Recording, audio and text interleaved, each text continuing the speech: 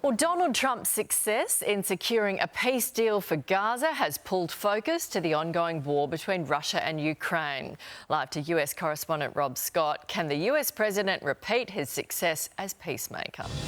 Well, he's certainly hopeful he can do that, Nat. He's obviously returned from the Middle East, buoyed by his success there, very confident that he can now turn that into success in Europe. So he has invited Volodymyr Zelensky from Ukraine to the White House this Friday to talk next steps, particularly about what sort of weapons Ukraine wants.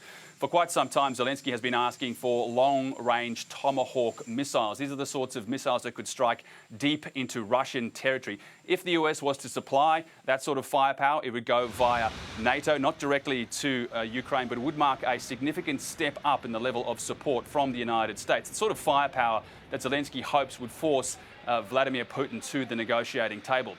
But Putin has warned that if the US does supply these weapons, it would be a significant escalation in aggression, and that could damage the relationship between Moscow and Washington, and that's something that Donald Trump is acutely aware of. They'd like to have tomahawks. We talked about that. And so we'll see. Well, I don't know. I might have to speak to Russia, to be honest with you, about tomahawks.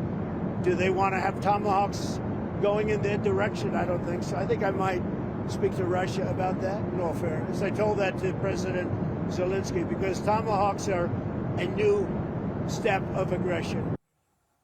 So that's the focus for Friday. But today, Donald Trump will be posthumously awarding the Presidential Medal of Freedom. That's the highest civilian honour to Charlie Kirk. He is the slain conservative activist and strong Trump supporter who was assassinated while speaking at a university in Utah last month. Today would have been his 32nd birthday. And so his widow, Erica Kirk, is going to the White House to accept that honour. OK. Thank you, Rob.